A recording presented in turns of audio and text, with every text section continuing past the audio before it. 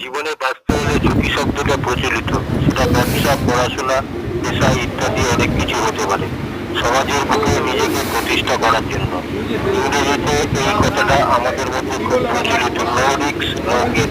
কিছু পাওয়ার জন্য ঝুঁকি নিতেই হয়, বাট এই ধরনের ঝুঁকি না নেওয়াই ভালো বন্ধু। এতে যে কোনো সময় দুর্ঘটনা ঘটে যেতেই পারে। তাতে করে বাড়ির লোকেদের দুঃখ যেমন শেষ নেই, তেমনি নিজের সারা জীবনটা কষ্ট করেই বাঁচতে হবে।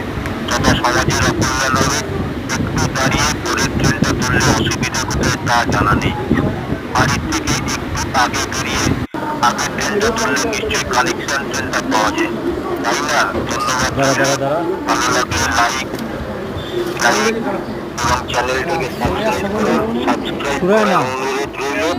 আজ এই পর্যন্ত, পরের ভিডিওর জন্য অপেক্ষা।